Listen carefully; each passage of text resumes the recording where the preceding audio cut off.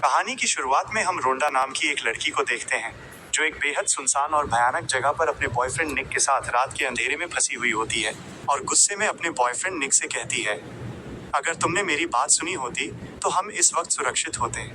इस बहस के बाद दोनों को अपनी गलती का एहसास होता है। माहौल थोड़ा नरम पड़ता है और फिर इसके बाद दोनों एक दूसरे से सॉरी बोलते हैं। धीरे धीरे वे दोनों एक दूसरे के करीब आने लगते हैं और कुछ रोमांटिक बातें करने लगते हैं। बात करते करते वो दोनों एक दूसरे के काफी ज्यादा क्लोज हो जाते हैं। उसी समय निक रोंडा के काफी करीब आने लगता है, लेकिन रोंडा को कुछ असहज महसूस होता है। निक की नजदीकी देखकर रोंडा वहां से उठकर जाकर दूर सो जाती है। दूसरी सुबह जब रोंडा की आंख खुलती है तो वो अपने आसपास निक को नहीं पाती। वो इधर उधर देखती है तो उसे निक दिखाई देता है जो एक पैराशूट उड़ाने की कोशिश कर रहा है। उठकर उसे जोर जोर से आवाज लगाती है ताकि वो रुक जाए, लेकिन तब तक बहुत देर हो चुकी थी। निक उड़ान भर चुका था और हवा में ओझल हो गया था। तभी रोंडा की नजर जमीन पर पड़ती है जहां निक एक चिट्ठी छोड़कर गया हुआ था। उस चिट्ठी में लिखा हुआ होता है कि मैं पहाड़ी के निचले हिस्से में जा रहा हूँ, तुम्हें आना है तो आ जाओ। वो बहुत ज्यादा उदास हो जाती है। वो अकेले ही अपनी गाड़ी को लेकर उन खतरनाक पहाड़ियों के नीचे उतारने लगती है। रास्ते में उसे बहुत सारी दिक्कतों का सामना करना पड़ता है, लेकिन बहुत मेहनत के बाद वो आखिरकार निक के पास पहुंच ही जाती है। वहीं कहानी के दूसरी तरफ रोंडा का पति उसके घर आने का बड़ी बेसब्री से इंतजार कर रहा होता है। तभी दूर से उसे एक गाड़ी आती हुई दिखाई देती है। उसे लगता है कि रोंडा आ गई है, लेकिन जब वो गाड़ी पास जाकर देखता है तो उसके होश उड़ जाते हैं क्योंकि उसमें रोंडा नहीं होती है। वो उस गाड़ी चलाने वाले आदमी से रोंडा के बारे में पूछता है तो वो आदमी रूखेपन से बताता है कि मैं उनको नहीं जानता और वो मेरे साथ नहीं आई हैं। वो रोंडा के लिए बुरी तरह परेशान होने लगता है। इधर रोंडा जब निक से मिलती है तो वो निक के ऊपर बहुत ज्यादा गुस्सा हो जाती है। वे गाड़ी के अंदर जाकर बैठ जाती है। निक भी चुपचाप उसके पीछे गाड़ी में बैठ जाता है और वे दोनों वहां से आगे के सफर पर जाने लगते हैं। निक माहौल को शांत करने के लिए अपनी गाड़ी में गाना बजा देता है, जिसे सुनकर रोंडा का गुस्सा और भी ज्यादा बढ़ जाता है। वो गुस्से में उस कैसेट को निकालती है और चलती गाड़ी से बाहर फेंक देती है।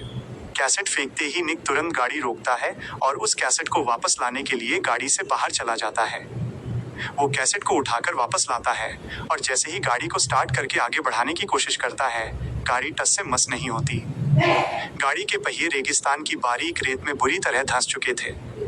वो जितनी रेस देता, पहिए उतने ही अंदर घुसते जा रहे थे। निक गाड़ी निकालने के लिए बहुत मेहनत करता है, पसीने से तरबतर हो जाता है, लेकिन गाड़ी वहां से नहीं निकलती।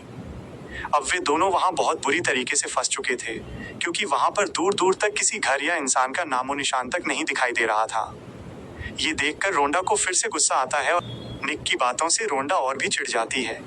वो निक पर उल्टी सीधी बातें बोलने लगती है और गुस्से में एक पानी की बोतल और अपना बैग उठाकर अकेले ही रेगिस्तान की ओर जाने लगती है। वो रेगिस्तान इतना विशाल और डरावना था कि वहां रेत के टीलों के सिवा और कुछ भी नजर नहीं आ रहा था। रोंडा निक को गुस्से में छोड़कर चली तो गई थी, लेकिन कुछ ही दूर जाने के बाद उसे असली चुनौती का पता चला। चिलचिलाती धूप में जब उसका पानी धीरे धीरे खत्म होने लगता है और गला सूखने लगता है तो वो पूरी तरह थक जाती है। अपनी जान बचाने के लिए वो थक हार कर वापस निक के पास लौटने लगती है। वहीं दूसरी तरफ रोंडा का पति पागलों की तरह उसे हर जगह खोजने लगता है।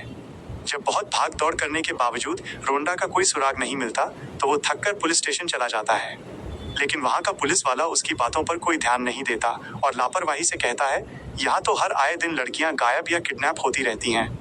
तुम ज्यादा चिंता मत करो, हम शाम तक तुम्हारी पत्नी को ढूंढ लेंगे। रेगिस्तान में थकी हारी रोंडा वापस निक के पास आ जाती है और निक की पानी की बोतल लेकर सारा पानी एक साथ पीने लगती है। यह देखकर निक उसे तुरंत मना करता है और कहता है, एक बार में सारा पानी खत्म मत करो, क्योंकि अभी हमें बहुत दूर तक का सफर पैदल ही तय करना है। हम जितना पानी को बचाकर चलेंगे उतना ही हमारे जीवित रहने की संभावना बढ़ेगी। रोंडा को अपनी गलती का एहसास होता है और वह निक की बात मान जाती है। वह अपनी पिछली बातों के लिए पछतावा करते हुए कहती है, मैंने तुम्हारी बात न मानकर बहुत बड़ी गलती की, अब मैं अपनी गलती का पश्चाताप कर रही हूँ। हम रात में ही यहाँ से निकलेंगे। इसके बाद निक अपनी जेब से एक पुराना मैप नक्शा निकालता है और रोंडा को समझाता है कि उसे एक शॉर्टकट रास्ता मिला है जिससे वे जल्दी अपनी मंजिल तक पहुंच जाएंगे। धीरे धीरे शाम होने लगती है और सूरज ढल जाता है। निक रोंडा से कहता है कि अब हमें यहाँ से निकलना चाहिए। दोनों हिम्मत जुटाकर वहां से पैदल निकल पड़ते हैं। काफी समय बीत जाता है और बहुत ज्यादा रात हो चुकी होती है। वे चलते चलते बहुत दूर आ चुके थे और अब दोनों की हिम्मत जवाब देने लगी थी। थकान के मारे रोंडा वहीं रेत पर लेट जाती है, लेकिन निक उसे झकझोरते हुए कहता है, उठो रोंडा, हमें यहाँ से बहुत जल्दी निकलना होगा, नहीं तो यहाँ एक बहुत बड़ा तूफान आने वाला है। जैसे ही रोंडा निक के साथ आगे बढ़ती है, तभी वहाँ एक अत्यंत खतरनाक रेतीला तूफान आ जाता है। उस तूफान में रेत इतनी तेजी से उड़ रही थी कि उन दोनों को कुछ भी दिखाई नहीं दे रहा था। धूल के गुबार के कारण उनके सामने बिल्कुल अंधेरा हो चुका था। वे दोनों चाहकर भी आगे नहीं बढ़ पा रहे थे। जब उन्होंने आगे निकलने की कोशिश की तो रोंडा की हिम्मत टूट गई और वो वहीं रेत पर लेट गई। निक भी रोंडा को सहारा देने के लिए उसे पकड़कर उसके साथ ही वहीं लेट गया ताकि वे उड़ न जाएं। दूसरी तरफ रोंडा के पति को अचानक एक फोन कॉल आता है और उसे रोंडा की संभावित लोकेशन के बारे में पता चल जाता है। अगली सुबह जब सूरज निकलता है तो हम देखते हैं कि उस भयानक तूफान की वजह से रोंडा और निक दोनों ही रेत के नीचे आधे दब चुके थे। जैसे ही रोंडा अपनी आंखें खोलती है और रेत झाड़कर उठती है, उसे कुछ ही दूरी पर एक पक्की रोड दिखाई देती है जिस पर से एक गाड़ी गुजर रही होती है। उस रोड को देखकर दोनों की खुशी का ठिकाना नहीं रहता। वे दूरबीन से देखते हैं और पक्की सड़क को देखकर बहुत ज्यादा खुश हो जाते हैं।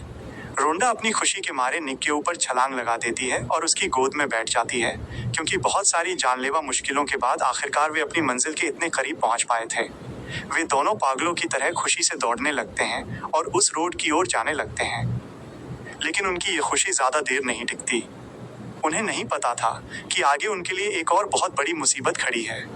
जैसे ही वे आगे बढ़ते हैं, वे देखते हैं कि उनके और सड़क के बीच एक बहुत ही विशाल, खतरनाक और गहरी खाई है।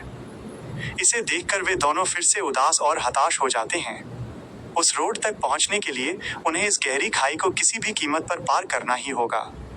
रोंडा निक से पूछती है, क्या हम इस खाई के नीचे उतरकर उसे पार कर सकते हैं? जिस पर निक उसे समझाते हुए कहता है, हम बहुत ज्यादा थक चुके हैं और शरीर में जान नहीं बची है।